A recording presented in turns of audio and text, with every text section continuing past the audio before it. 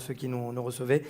C'est très important, effectivement, parce que la cyberguerre, quand on parle de cyberguerre, eh bien, la guerre sera cyber ou ne sera pas.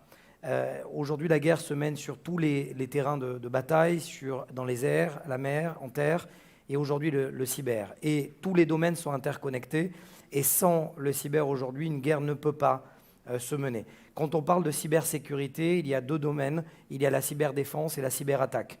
Et c'est très important de comprendre les contours de ces deux domaines, parce que l'un ne peut pas aller sans l'autre, et un ne peut pas gérer tout seul s'il n'y a pas la défense, s'il n'y a pas l'attaque. Aujourd'hui, et on le voit avec le conflit en Ukraine, et on le voit tout au long de l'année, effectivement, les conflits se mènent aussi grâce à la cyberattaque, grâce à la cybersécurité. La question est de savoir est-ce que véritablement les États sont prêts à prendre les devants et surtout à accepter le défi de dire que la cyberdéfense est important, mais il faut aussi contre-attaquer. Il faut savoir contre-attaquer et le dire et le faire savoir. Et c'est ça tout l'enjeu véritablement de ce que l'on appelle la cyberguerre, parce qu'il n'y a pas que des white hats, il n'y a pas que des gentils hackers, et le monde est surtout, peut-être en termes de pourcentage, 30% de white hats, et le reste, ce sont des mauvais acteurs de ce domaine-là. Merci, en tout cas, galanterie oblige. J'aimerais quand même présenter Mme Laila Dervish, présidente de Cisco Produits et Digital Platform, en charge des produits identité et sécurité numérique IDEMIA. Dr. Eyal Pinko, thank you very much for coming from Israel, directly from Israel. Thank you very much for being here. The CEO of Terra Strategic Solutions, et le général de gendarmerie Marc Vatin-Augouard, fondateur du FIC, Forum international sur la cybersécurité. Première question d'abord générale. Aujourd'hui, c'est ce que je disais, la guerre, elle ne sera cyber ou elle ne sera pas?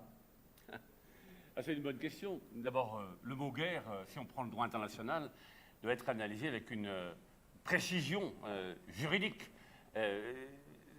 Il n'y a guerre que s'il y a une agression armée, et pour qu'il y ait une agression armée reconnue comme telle dans le cyberespace, il faut qu'il y ait deux conditions. La première, c'est qu'il y ait des dégâts humains et matériels au moins aussi importants dans une guerre cybernétique que dans une guerre cinétique. Et deuxième condition, il faut pouvoir attribuer, c'est-à-dire dire c'est tel État qui m'a attaqué, voilà les preuves. Arriver à l'ONU avec une fiole avec moitié ketchup et moitié Coca-Cola, ça ne marchera plus maintenant. Il faut véritablement avoir des preuves. Or, on sait très bien que l'attribution est complexe et prend souvent plusieurs mois avant d'obtenir des certitudes. Quant aux cyberattaques les plus, je dirais, les plus graves, pour le moment, elles n'ont tué personne. Et pour le moment, elles n'ont pas détruit des bâtiments comme on le voit sur la guerre civile. Donc, on veut dire, attention, quand on emploie le mot cyberguerre, il faut être prudent. Il faut être prudent, il faut dire en revanche que le cyber dans la guerre est une réalité quotidienne. Et on le voit maintenant avec l'Ukraine.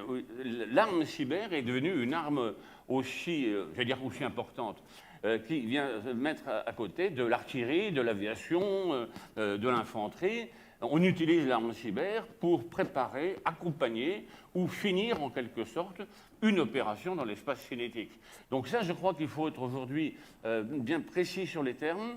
Oui, le cyber dans la guerre, c'est une réalité. La cyberguerre en tant que guerre autonome dans l'espace numérique me paraît devoir être abordée avec prudence. Et si vous voulez, je pourrais aussi après vous expliquer comment s'articulent justement les cyberattaques qui relèveraient, me semble-t-il, d'une forme de conflictualité, de celles qui relèvent encore d'une forme de cybercriminalité. Et où la frontière, effectivement, entre criminalité et terrorisme est de plus en plus mince et disparaît et s'estompe au fur et à mesure. Laila, j'aimerais que vous expliquiez aux gens qui sont ici pourquoi, quand on parle de cyber, on parle toujours de cyber de machines. Or, il y a des hommes derrière ces machines. Comment ça se construit? Comment la lutte contre la cybersécurité, contre ces hommes-là justement, et non pas que contre ces machines, se concrétise? C'est vrai que derrière les machines, il y a des humains. Mais alors des humains de différentes catégories. C'est ce qu'il faut comprendre face à l'industrie. c'est qu'on ne sait jamais qui est derrière, on va dire, ces cyberattaques. Donc, il y a deux moyens. En fait, il y a le cyberattaquant, qui est de différentes constitutions, on va dire. Ça peut être un petit hacker, ça peut être des activistes, ça peut être un groupe terroriste, qui ont des enjeux liés à... qui ont des enjeux stratégiques par rapport à ce qu'ils veulent récupérer comme information. Ensuite, il y a aussi l'humain derrière les systèmes d'information qui manipulent ces systèmes d'information, qui eux sont plutôt, on va dire, des personnes qui vont essayer de bien agir, mais qui commettent des erreurs humaines qui aujourd'hui permettent d'entrouvrir des brèches de sécurité dans lesquelles ces cyberattaquants vont se faufiler pour récupérer des informations sensibles avec différents objectifs. Que ce soit des objectifs... Alors, là, je dirais que les cyberattaques ont toujours existé, ce n'est pas nouveau. Ça fait depuis maintenant des 20 ans, depuis que j'ai commencé dans le monde de la cybersécurité. Moi-même, j'étais ce qu'on appelle un ethical hacker, tout système qui avait été construit par l'humain, eh bien, je me disais qu'on pouvait le déconstruire pour récupérer des informations sensibles qui vont nous permettre de construire ou d'architecturer mieux nos systèmes d'information par la suite. Donc c'est important de noter que, en fait, ces personnes-là, ces humains, aujourd'hui, avant de parler de machines, effectivement, c'est important de parler d'humains qui ont des intentions lorsque on parle de cyberattaque. Pour en revenir à l'entreprise, elle est soumise à cyberattaque depuis maintenant des années, donc on le disait, et elle doit forcément travailler sur les moyens de défense qu'elle doit mettre en place au vu des enjeux business, stratégiques, même politiques, géopolitiques, économiques d'un État. De plus en plus, comme on parlait, on parle de cyberguerre, on a justement l'exemple flagrant de l'Ukraine avec la Russie. Il faut savoir que ça a toujours été, les cyberattaquants, beaucoup sont issus des Russes et de l'Ukraine, qui avant était l'ex-URSS, il faut le noter, ont toujours procédé à ces cyberattaques. Elles étaient moins évidentes.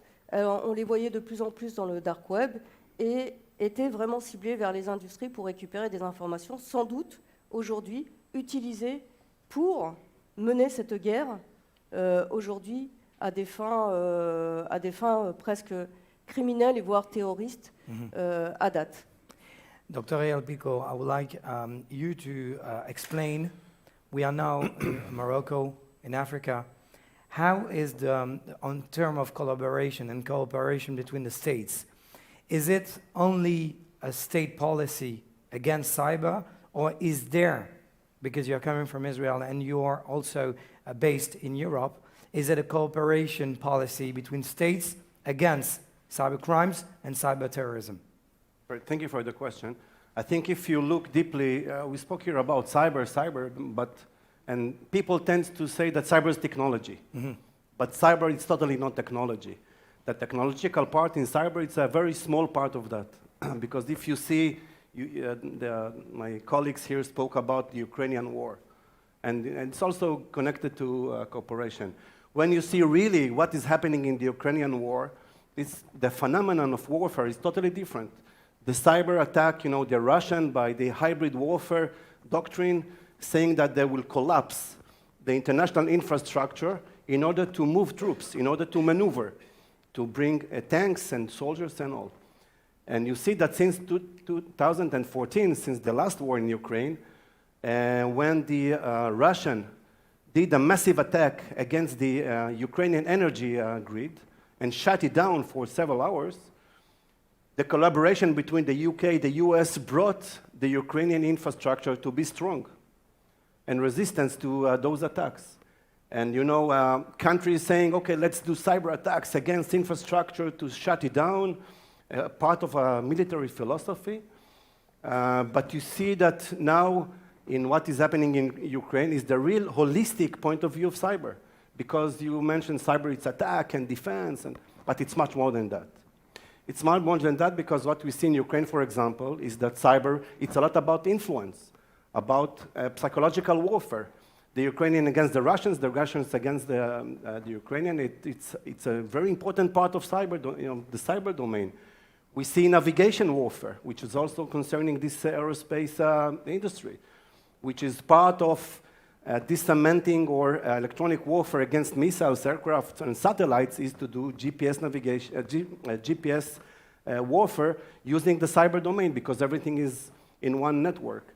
And you see the part of intelligence gathering, which is open source, and you see that designation of targets through Facebook, Twitter, and TikTok of Russian soldiers, and are being killed and targeted through the social media. And when we speak about collaboration or cooperation internationally in order to dismantle these cyber threats, we also need to speak about the threat of the cybercrime, which is, if you go to Darknet, you will see that you can buy women, children, weapons, drugs without going out of your house. You can stay in the pajama in your bed and do that.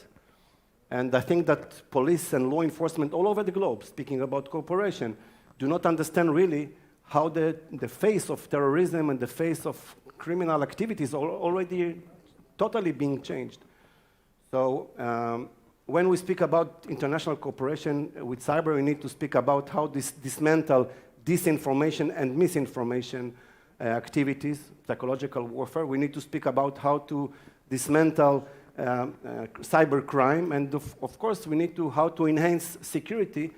Security is with the influence issues, with the criminal activities, how to protect the national infrastructure, transportation, health, banking system. So it's a really huge area and not very, very narrow as people tend to see. Attack and defense, it's much more than that. Much more than that. Thank you very much. D'ailleurs, justement, et j'aimerais vous poser la question juste après, Marc Vatin-Houguard, sur justement, est-ce qu'il ne faut pas contre-attaquer, mais ça sera la question d'après, parce que j'aimerais vous poser la question là sur le rôle de l'éducation, le rôle de comment on sensibilise le monde de l'entreprise et l'infrastructure, l'écosystème justement à ces dangers-là. Alors, c'est vrai que l'important, l'importance, comment on sensibilise les personnes, c'est vraiment les mettre devant la responsabilité et les sensibiliser à travers des sessions d'awareness au niveau de la sécurité sur tout ce qui manipule autour de l'entreprise et les risques encourus sur la cybersécurité.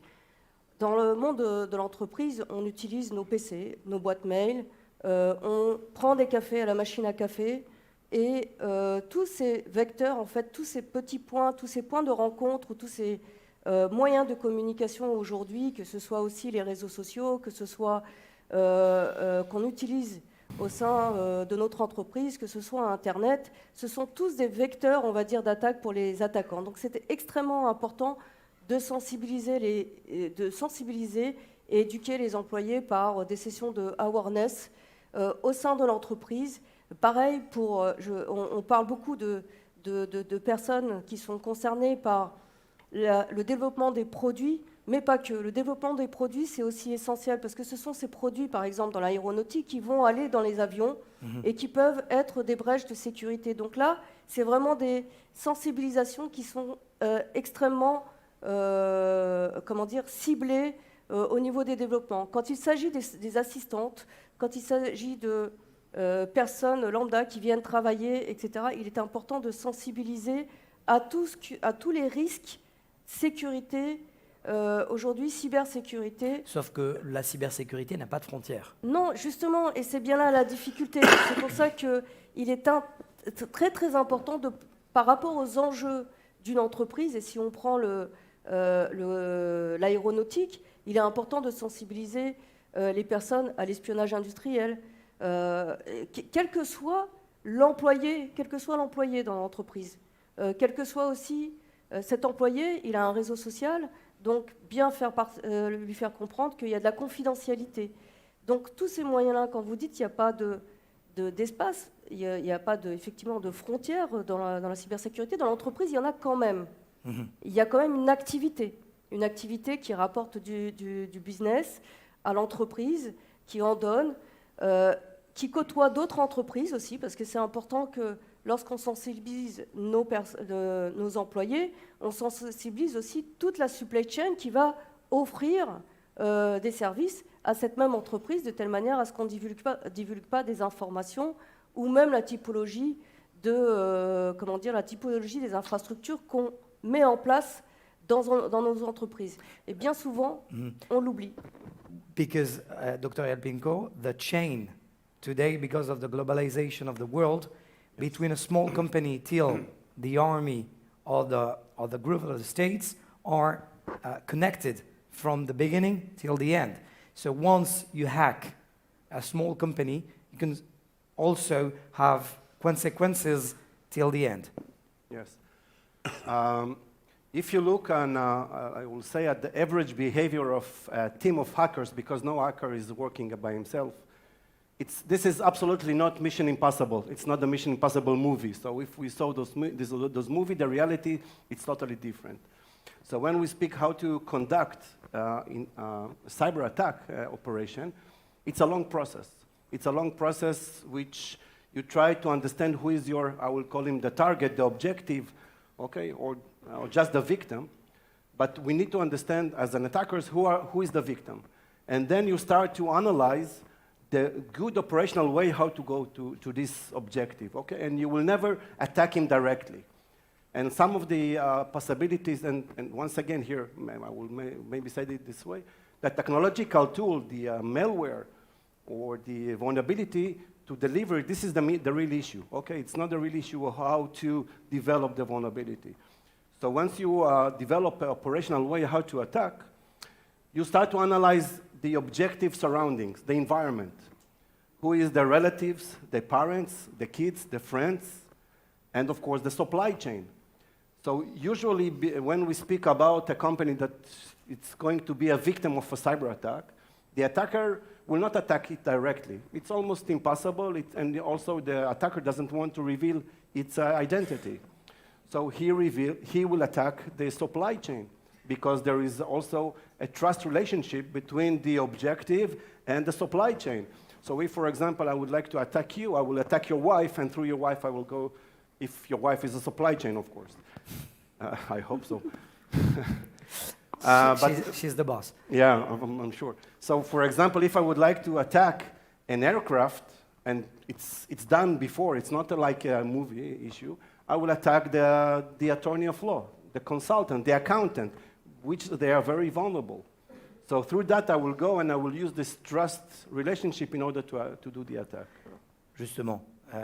Et c'est très important parce qu'il y a ici des acteurs de la vie économique, de la vie aéronautique et aussi de la vie sécuritaire. Les décisionnaires de comment prendre l'action, l'opération et comment prendre la décision lorsqu'on lance une contre-attaque. Est-ce qu'aujourd'hui, jusqu'à aujourd'hui, la contre-attaque en termes de cybersécurité était tabou? Est-ce qu'il faut aujourd'hui dire les mots et l'annoncer? Si vous n'avez pas de capacité offensive, vous ne pouvez pas être souverain dans l'espace numérique. Ça, c'est un point fondamental. La cybersécurité, c'est l'alliance de trois grandes actions. La sécurité des systèmes d'information, c'est ce que nous faisons nous tous les jours, ce que font les entreprises pour se protéger. La lutte contre la cybercriminalité, c'est quand la protection des entreprises n'était pas suffisante. Et après, on a la cyberdéfense qui, dans sa fonction défensive, est là pour protéger ce qui est essentiel pour la vie de la nation. Quand on est dans la défensive, on est dans un château fort. C'est-à-dire qu'en fait, on a créé des murailles, on a élevé les murailles, et en haut, on a un peu d'huile bouillante pour repousser l'assaillant. Mais est-ce que c'est suffisant? Non, parce que si vous êtes dans une citadelle, on peut attaquer tous ceux qui travaillent avec vous, et tous ceux dont vous dépendez. C'est ce qu'on appelle les attaques sur la supply chain, c'est-à-dire toute la chaîne logistique. Il faut donc avoir la capacité de sortir de la citadelle, d'abaisser le pont-levis et de sortir la cavalerie, et d'aller attaquer dans la profondeur, dans la plaine. Et pourquoi cela a été tabou jusqu'à aujourd'hui? C'est tabou parce qu'en fait, si vous voulez, jusqu'à maintenant, on a toujours dit on n'attaque pas le cyberespace, on ne pénètre pas dans les systèmes, on respecte la loi, parce que finalement, toute la loi jusqu'à maintenant a été construite sur la lutte contre la cybercriminalité. Et en France, par exemple, il y a des articles du Code pénal qui interdisent la pénétration frauduleuse, le maintien frauduleux, l'entrave, l'exportation de données dans un système. Et donc, on est toujours parti sur cette idée-là. La Convention de Budapest, que connaît bien aussi le Maroc et d'autres pays d'Afrique, eh bien, cette convention, justement, a été construite pour lutter contre la cybercriminalité. Et les questions de cyberdéfense ont commencé à apparaître dans les esprits, on va dire qu'à partir de 2007, quand l'Estonie a été profondément attaquée. Et c'est là où on s'est dit, mais est-ce qu'on est capable, uniquement avec les outils, les armes de la lutte contre la cybercriminalité, est-ce qu'on est capable de répondre à toutes les cyberattaques qui se présentent? Parce qu'à un moment donné, on voit bien que la cybercriminalité trouve ses limites quand, par exemple, c'est un groupe cybercriminel, mais qui agit au nom d'un État voyou. Donc vous voyez qu'aujourd'hui, on revient quand même sur cette notion de cyber-offensive, avec simplement la volonté de maintenir, enfin en tout cas c'est la vision de la France qui a été défendue au sein des groupes d'experts gouvernementaux de l'Organisation des Nations Unies, c'est que si on a une capacité de riposte, si on a une capacité d'attaque, seul l'État est légitime pour mettre en œuvre cette capacité. Et donc nous refusons toute notion de hackback. C'est-à-dire en fait toute notion qui consisterait à dire l'entreprise qui a été attaquée peut répondre, riposter. Pourquoi? Parce que déjà nous, l'État, on a du mal à savoir qui nous a attaqués, quand on a été attaqué. Vous voyez bien que si une entreprise riposte sans prendre toutes les précautions, on risque d'avoir l'engagement de la responsabilité internationale de notre pays. Et ça, c'est à mon avis un vrai problème. Est-ce qu'il y a des États cyberterroristes? Alors, le mot cyberterrorisme, pour le moment, nous n'avons pas connu d'attaques cyberterroristes qui agissent sur les systèmes pour les entraver, pour les détruire. En fait, on a eu beaucoup de cyberterrorisme au travers de la propagande, au travers de recrutement, au travers du financement des mouvements terroristes, mais on n'a pas eu ce genre d'affaires. On pourrait très bien l'avoir demain si les terroristes mettent en œuvre un certain nombre de technologies qui sont, je dirais, relativement simples, et malheureusement aujourd'hui, on peut les acheter sur étagère, comme on dit, dans un darknet. Il y a une vraie question. Est-ce qu'un jour, on aura effectivement une action cyberterroriste, qui pourrait d'ailleurs être une action cumulée avec une action terroriste dans le monde réel? Par exemple, vous mettez des bombes dans une capitale et en même temps vous cyberattaquez tous les appels d'urgence, vous cyberattaquez les hôpitaux, et là vous créez le chaos sur le chaos, et ça c'est quelque chose qu'on peut imaginer. Mais, si vous voulez, alors est-ce qu'il y a des États cyberterroristes? On sait très bien qu'il y a des États qui soutiennent les mouvements terroristes. Et c'est toute la difficulté qu'on a à l'échelle internationale, c'est que pour certains, certaines actions terroristes sont des actions qui sont tout à fait normales et qu'il faut au contraire encourager. Donc, parce que ça répond à une volonté de tel ou tel groupe qui se dit opprimé. Donc aujourd'hui, vous voyez que la grande difficulté qu'on a dans le cyberespace en général, mais c'est vrai dans tous les autres domaines, c'est est-ce qu'on est capable à l'échelle internationale de se mettre d'accord sur un certain nombre de principes qui permettrait d'avancer. Alors, la question est de savoir, Laïla, puisque Marc à l'instant parlait des attentats qui ont été créés et façonnés à partir d'outils plutôt simples. Ce qui me fait penser, par exemple, au 11 septembre, où les 19 pirates ont été formés en ligne et ensuite sont passés à l'action. Est-ce qu'aujourd'hui, un 11 septembre cybernétique est détectable à l'avance? Est-ce qu'on a aujourd'hui une possibilité de pinpoint, d'aller avant même de prévenir l'attaque avant même qu'elle n'intervienne? Alors oui, il faut que l'industrie s'organise pour mettre tous les moyens de détection, que ce soit lorsqu'ils composent leurs composants dans les avions, et qui ségrèguent bien qui ségrèguent bien les réseaux déjà dans les avions. Parce qu'aujourd'hui, l'attaque du 11 septembre dans le monde aéronautique et dans les avions peut être rapidement faite et simulée si on ne met pas différents moyens de défense. Déjà, tout ce qui est mis en œuvre pour pouvoir accéder à l'avion, les border control, l'identité numérique, ce sont des points essentiels aujourd'hui pour pouvoir regarder les comportements des usagers qui peuvent avoir des attitudes, une attitude, on va dire, terroriste. C'est très très difficile, mais aujourd'hui, il y a beaucoup de profiling qui se fait pour détecter les comportements, on va dire, terroristes.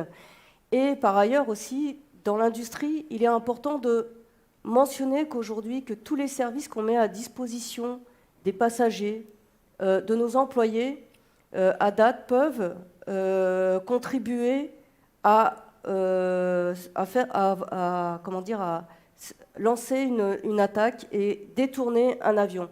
Donc c'est pour ça qu'il est important à la fois de détecter, donc de mettre des moyens de détection.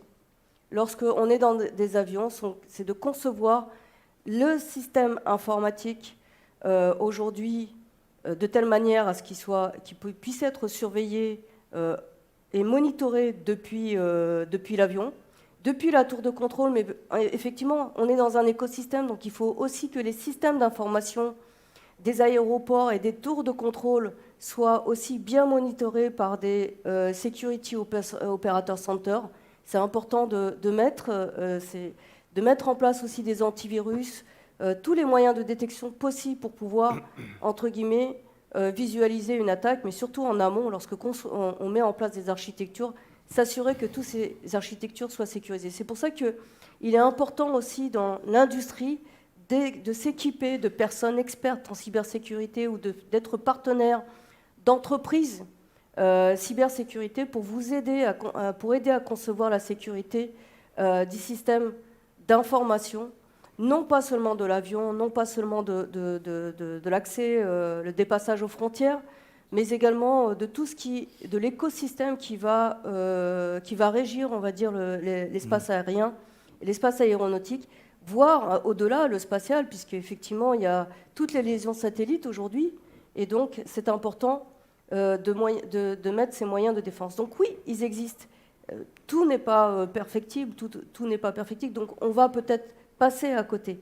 Mais le 11 septembre aujourd'hui peut être orchestré à partir de chez soi, comme à l'intérieur d'un avion, sans même pour autant prendre une arme ou menacer un pilote, tellement aujourd'hui les moyens, les outils, les services qu'on nous offre dans l'avion pour appâter la clientèle sont aussi pour nous, pour les attaquants, des vecteurs d'attaque, quoi. Voilà. Et ce qui est important, c'est que là, par exemple, la conférence dure à peu près 50 minutes. Donc ça fait 29 minutes que nous parlons. Dr. Eyal Pinko, you told me before that a cyber attack is not this kind of traditional war that we know about. For example, we're going to enter 1 year of a war in Ukraine. You told me that a cyber attack is 1 minute and that's it. And the attack has been launched, but once it's launched, you have the worst difficulties to stop it and to recreate the mechanism. Yeah. First, to prepare a cyber attack, it's a process of a year, a year and a half. It's a long process, based on intelligence, based on understanding the victim, the target, and on top of that, to do the operational way to bring the technological tool inside. Whether it's 1 minute or 2 hours or 2 months, it depends. It depends what you want to achieve. It depends if you want to achieve intelligence gathering, that it will be below the radar, that the attack will not be revealed. And this is why I think that identification or detection is not enough, and I will elaborate on that in a second. And it can be a one time or one shot, as we say, in order to shut down the electricity, the water. And you asked about the countries that are committing terror crimes, of course, cyber crimes. So the answer is, of course, yes. In Israel, we experienced an attack from Iran that they wanted to put more chlor. They penetrated the water system to put more chlor in the water in order to kill people. And I'm not speaking about politics, I'm speaking about real examples. Facts. Facts. You see Chinese that are penetrating and Russians that are penetrating the US electricity system in order to shut it down. This is totally terror. Once again, without speaking about any type of political issues, just the facts. So if we take that into consideration and to understand what defense should be, I totally don't agree with the idea. So let's do the monitoring. Let's sit and wait for the attack to come. Let's put some IT measures or do awareness training, and that's all. And what we are doing nowadays, we understood that only be defensive, it's a wrong approach. So in order to be much more better in security, we need to be proactive, or what we call in another words, threat hunting. Threat hunting means that you do all the measures, the IT, the awareness, the traditional, it's 2 years ago, okay? The traditional security with IT measures, backup, etc., firewall, antivirus, whatever it is. But on top of that, you want to predict what type of attack you will have. How to predict what type of attack you have? First, once you are using intelligence tools over the network, you can identify in dark web, deep web, Telegram channels, you can identify groups that are trying to attack you. Who is you? You can be your sector, your country, your specific organization, and it never comes out of the blue. It's always some kind of organization of teams of hackers that are gathering in order to attack you. So if you will go to a way that you gather intelligence about any type of understanding that there is a team that is gathering to attack you, you can put some pre-measurements in order to be more prepared. The other way, of course, is also to see vulnerabilities. So there is a huge market in dark web to buy vulnerabilities, what we call 0 days, some kind of vulnerabilities that were not detected yet, that were not identified, and antivirus and all the traditional detection and measures are not really ready for. And what you do there, you understand that I can buy now vulnerability of Office 365. Okay, I understand I have something which is vulnerable in my system. I will update that before. So what you do, it's not only let's do IT issues and do defense, but also let's go proactive. Let's find intelligence. And the last stage of that is, okay, I've been hacked, I've been targeted, because there is never 100% security. Once I understand that somebody is trying to hit me or to hack me, I will use these tools in order to penetrate him. So I will bring the ball back to his courtyard. Ce que l'on appelle le côté inverse du boomerang. Général, est-ce qu'aujourd'hui, on a parlé donc de la culture dans l'entreprise, de l'éducation, de la contre-attaque. Est-ce qu'il y a aujourd'hui, et j'ai posé la question tout à l'heure à Eyal, de la collaboration? Nous sommes en Afrique, et au Maroc, plus précisément ici aujourd'hui, et le thème de ce salon, c'est le premier forum aérospatial en Afrique. Mais cette cybercriminalité, ce cyberterrorisme, est-ce qu'il s'est déjà invité en Afrique? Il s'est déjà invité au Maroc, sachant que le représentant du Maroc était il y a tout récemment en Israël, où il y a annoncé effectivement de grandes décisions majeures en termes de cette lutte, ou alors l'Afrique et le Maroc ont déjà compris, selon vous, selon votre connaissance du terrain, qu'il y a un danger cybersécuritaire? Je pense que, heureusement, l'Afrique l'a compris.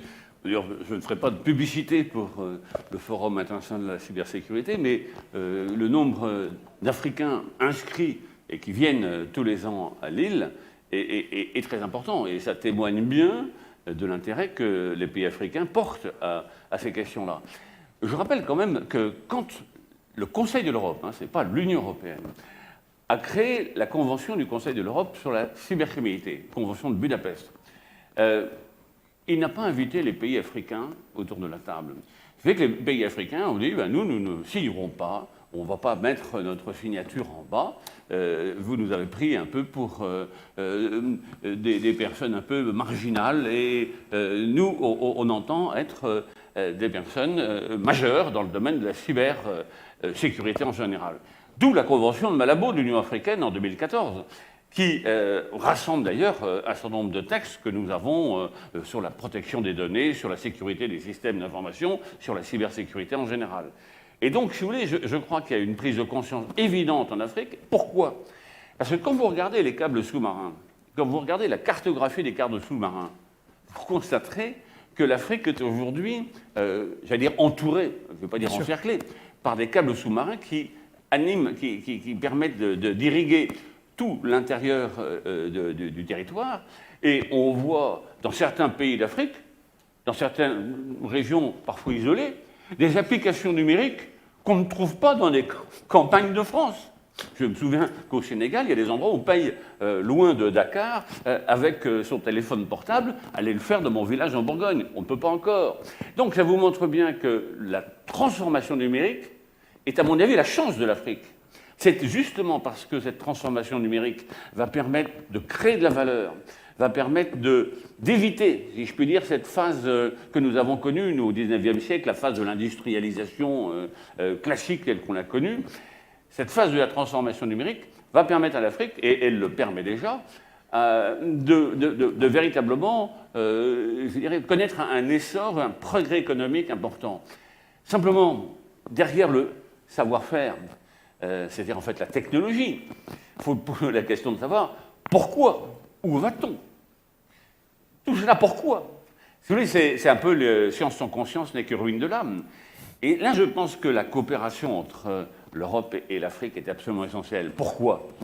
Ben parce que, et d'ailleurs, le général Paloméros l'a évoqué tout à l'heure, nous allons être prisonniers, nous, d'un dilemme, avec d'un côté un pôle américain très consumériste, très tourné sur le business, sur la valeur de la donnée qu'on vend. De l'autre côté, un pôle collectiviste, avec une Chine qui veut être dominatrice sur le monde. Alors il y a deux solutions. Ou bien on choisit l'un, ou bien on choisit l'autre. Mais si on choisit l'un ou on choisit l'autre, on choisit la dépendance. On choisit, dans une certaine mesure, une forme d'esclavage. Eh bien, je dis qu'aujourd'hui, il faut que, du nord au sud, de l'Europe jusqu'à l'Afrique, eh bien, on ait une autre vision, qu'on propose une autre voie, c'est-à-dire un autre chemin, une autre voie, c'est-à-dire un autre discours, et que l'heure est venue, justement, d'utiliser l'espace numérique, les enjeux qu'il représente, pour inventer un nouveau discours politique. La politique est en train de se perdre dans des considérations qui sont sans intérêt, d'où le fait que beaucoup de gens s'en éloignent. Alors qu'il faut réinventer la politique en réinventant des grands projets. Et ce grand projet, ce n'est pas le projet de l'Europe qui parle au reste du monde en disant « écoutez, prenez des notes et je vais vous expliquer comment on va faire ». C'est un projet qui dit au reste du monde « tous ceux qui veulent partager avec nous la même vision du monde numérique, la même vision d'un monde libre, d'un monde qui replace l'humain au cœur de la cybersécurité, qui fasse que tout soit fait pour qu'il s'épanouisse, eh bien, tous ces pays, toutes ces personnes, toutes ces organisations doivent venir avec nous. » Et je terminerai, parce que je ne vais pas trop parler pour laisser la place aux autres. Ce n'est pas simplement les États qui doivent parler aujourd'hui, car on sait très bien que rien ne sortira sans une coopération publique-privée. Qu'est-ce qu'on fait ici? Qui sont les partenaires? Qui sont les intervenants? Ce sont à la fois des acteurs étatiques et des acteurs qui relèvent des entreprises, qui relèvent d'associations, qui relèvent d'organisations non gouvernementales. C'est ensemble qu'on va pouvoir travailler sur ces questions-là.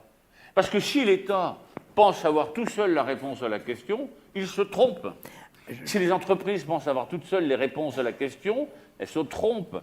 C'est en fait l'alliance des deux, chacun dans son domaine, qui sera en mesure eh bien, de porter un vrai projet qui va fédérer du plus âgé au plus jeune, du pays le plus nordique au pays le plus sudiste, si je puis dire, pour faire en sorte qu'on crée un espace de confiance. Et c'est ça le mot confiance. Parce que tout ce qu'on veut faire aujourd'hui, que ce soit dans l'espace, que dans le cyberespace, c'est comment peut-on instaurer des relations de confiance. Alors, se faire confiance, c'est partager. Et pour partager, il faut accepter aussi de donner sa connaissance. Dr. Eyal Pinko, my question is very simple. France has its own expertise of cyber security. Africa also. Israel also. Is Israel ready to share its own knowledge to other countries to be together? That's exactly what Mark said. To trust each other is to have in mind the knowledge sharing. Yeah. I can say that I was a 3 years consultant for the National Cyber Directorate, and I'm not the representative, Yeah, but of I can course. say from my point of view that first, when you look on the Israeli cyber ecosystem, it's a whole ecosystem. You start learning and teaching cyber since the age of 10. You do that in the universities, in the military, in the high-tech industry, so it's a whole nation. The government is supporting that. And when you see that this is as a directorate that is, doing this joint venture with the ministries, you see how many countries went into this circle. From Africa, from Asia, from Europe, from the US. So I think Israel as a state, speaking about the cyber state and all, Israel does a lot of cooperation with all nations that want to join, to jump, from teaching cyber security, teaching cyber artificial intelligence and everything. And it's a very holistic, very interesting point of view that Israel is trying to collaborate as much. Once again, to be ensured that safety and security, it's not only the Israeli will, but it's also a global will to bring peace to the world. Laïla, vous disiez à l'instant le monde de l'entreprise et la cybersécurité dans l'entreprise. Or, une entreprise a des filiales. Oui, Et par exemple, il y a des intranets. tout à fait. Et il y a des réseaux de la même entreprise. Oui, Donc ça veut dire que je suis un terroriste qui est en Syrie, oui, d'origine belge, ou d'origine française. Je veux attaquer Cisco, qui est en France. Est-ce que je n'ai pas intérêt justement à attaquer Cisco, sa filiale, qui est dans un même réseau à l'étranger, pour atteindre la maison mère, plutôt que d'attaquer directement? C'est le même principe que les PME ou les TPE qui travaillent pour les grands groupes, hein. Effectivement, l'attaquant va voir sans doute l'entreprise ou la filiale qui a le moins de défense, qui a le moins d'expertise dans le domaine, qui est le plus exposée. Donc c'est par là qu'elle va commencer à attaquer effectivement Cisco, par notamment les employés, hein. On va juste commencer par soudoyer un employé, lui demander s'il a des informations ou de lui donner des credentials, ou bien juste avoir le lien entre deux entreprises qui collaborent ensemble, lorsqu'il y a des opérations de maintenance, de donner des credentials, des secrets, des logins et des mots de passe propriétaires pour pouvoir faire une opération. Et c'est vrai que, et vous l'avez dit, avant d'attaquer une maison mère, on va sans doute regarder qu'est-ce qu'on est potentiellement capable d'attaquer à travers une filiale qui a moins de robustesse, de résistance que la maison mère sur laquelle on aura mis sans doute tous les moyens. Donc si nous sommes tous des cibles potentielles, Oui. le thème de cette conférence n'est pas « faut-il craindre une cyberguerre ?» c'est comment lutter contre la cyberguerre, parce qu'elle existe déjà. Alors, on en revient effectivement, c'est comment lutter contre cette cyberguerre, puisqu'elle a déjà commencé. On parlait de la collaboration, et aujourd'hui, tous les pays se mettent ensemble pour collaborer contre la cybercriminalité. Mais les cybercriminels, eux, ont déjà commencé à collaborer dans le dark web. Quand vous allez dans le dark web, eh bien, il y a des noyaux, des discussions, des chat rooms sur lesquels les gens discutent de la façon dont ils peuvent attaquer tel ou tel système. Le partage de connaissances se fait sur le dark web. Donc, De plusieurs continents différents et en même temps. de plusieurs continents différents et en même temps. Et la time zone n'empêche pas les gens de se parler, puisque la majorité des hackers sont debout la nuit et dorment le jour où paisiblement d'autres reprennent le relais. Vraiment, l'organisation criminelle, elle est déjà constituée. Ils collaborent déjà. Les échanges, d'ailleurs, dès qu'une personne a, les 0D, c'est exactement ça, hein. C'est une personne qui a attaqué un système, qui a trouvé une faille 0D, tout de suite, il la publie dans le dark web. Donc forcément, ça se propage et tout le monde essaie d'attaquer. À partir du moment où il y a une 0D qui est découverte, vous savez que dans la minute suivante, vous allez commencer à avoir des attaques parce que forcément, les groupes se sont constitués pour pouvoir donner des vecteurs d'attaque à travers ça. On est en retard. C'est vrai que les industries sont très en retard parce qu'ils sont conservateurs de leur savoir-faire, de leurs données. sans pour autant penser que, bah oui, il faut lutter contre cette cybernétique. Très peu ont de veille sécuritaire dans leur entreprise, de souhaite intelligence. Personne ne va aller chercher une entreprise, ne va pas dans le dark web parce qu'on est en fait soumis à des contraintes sur lesquelles on nous dit n'allez pas dans le dark web parce qu'on peut supposer que vous allez faire de l'espionnage industriel par rapport à votre concurrent. C'est ce qui se passe. Alors que non, aller sur le dark web et trouver, je dirais même, et on l'a fait dans le monde des télécoms, en France, on avait un consortium sur lequel on s'était dit on va aller voir ce qu'il y a sur le dark web de tous nos petits copains, de tout ce qu'on trouve, et toutes ces vulnérabilités, voir si on ne les retrouve pas dans nos propres produits. Aller frapper l'ennemi chez lui, dans son propre territoire. Voilà. C'est ce qu'on appelle la guerre traditionnelle, de manière générale. Mais la question, Marc, c'est, véritablement, il nous reste très peu de temps, c'est est-ce que face à cette guerre qui est tout le temps en mouvement, cette cyberguerre, est-ce que la lenteur de la bureaucratie ne doit pas changer? Est-ce que les codes éthiques ne doivent pas changer? Est-ce que les règles d'engagement de contre-attaque ne doivent pas changer face à une guerre qui, dès le départ, est disproportionnée? Alors, il est clair que l'espace numérique est un espace qui connaît une vitesse exponentielle. Plus ça va vite. Et alors que nos administrations, nos systèmes sont encore très bureaucratiques, très processuels, comme on dit, avec des programmes, des méthodes qui sont encore ceux du 19e ou du 20e siècle, mais surtout pas ceux du 21e siècle, qui appellent beaucoup d'agilité. Alors oui, incontestablement, il va falloir accélérer nos capacités. Je crois que l'intelligence artificielle bien maîtrisée, la Cyber Threat Intelligence, va nous permettre d'avoir une capacité d'analyse et de riposte. Mais avant que, parce que je vois que le prompteur avance, oui. Je voudrais quand même dire une chose. C'est qu'on parle beaucoup de systèmes de cyberattaques sur des systèmes de traitement automatisé de données, nos ordinateurs, nos serveurs, nos smartphones. Bon. Mais je crois que c'est un problème qui, maintenant, est déjà un peu dépassé. Parce que la vraie bataille au XXIe siècle, ça sera la bataille qui va tourner autour du système de traitement automatisé de données le plus fragile, le plus extraordinaire, mais le moins bien protégé, nos cerveaux. Or là, on va voir apparaître, si vous voulez, l'importance de ce qu'on appelle la couche cognitive de l'espace numérique, l'importance de cette couche qui véhicule les contenus, qui est porteuse de sens, de non-sens, de contresens, de faux sens. Et c'est là où, à mon avis, va se trouver la vraie bataille. C'est la bataille, la vraie querelle sur la réalité de ce qu'est l'individu, son autonomie, sa sphère d'identité, c'est-à-dire sa sphère d'unicité, qu'il va falloir protéger, sa vie privée. Et ça, à mon avis, avec tout ce que l'on voit apparaître, avec la manipulation de l'information, avec toutes ces actions qui sont menées par des fermatrolles et ainsi de suite, là, à mon avis, il y a un vrai problème. Et je suis intimement convaincu que pour la 15e édition de notre forum ici, eh bien, le thème central sera celui-là. Finalement, est-ce que nous sommes encore maîtres de nos cerveaux? Est-ce que nous sommes maîtres encore de nos esprits? Est-ce que nous sommes encore maîtres de nos décisions? Ou est-ce que nous sommes des zombies?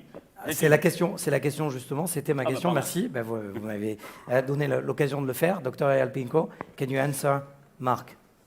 Yes, first I do believe that if you look on the international law speaking about war and things like that, you see that cyber is not part of that. You see that the NATO Article 5 is not speaking about cyber attack as a cause of war. And in the history, in the first time, three months ago, Albania declared Iran as an enemy because of cyber attack. Was the first time in history that a country is declaring or disconnecting political relationships because of cyber law. And you see that many countries, even in Europe, Germany, since 2015, is suffering from Russian attacks like crazy on the banking system, on the election processes, and then nobody is saying anything, because if you're firing from AK-47, you can start a war, or if you march into a country. But if you shut down the electricity, the water, the healthcare system, this is not a cause of war. So I think that until countries will not step out from the square and understand that cyber can cause political and military damages and impacts as a bullet, nothing will be changed. And I think this is a wake-up call for all those issues. Thank you very much, Dr. Eyal very Pinko. much. Merci beaucoup, Laïla, merci beaucoup, et Hadar, merci beaucoup. Marc Vatin-Augouard, on l'a bien compris, une balle de AK-47 à une distance de 250 mètres. En revanche, la cybercriminalité, la cyberguerre n'a pas de frontières, n'a pas de limites. Merci d'avoir répondu à ce débat.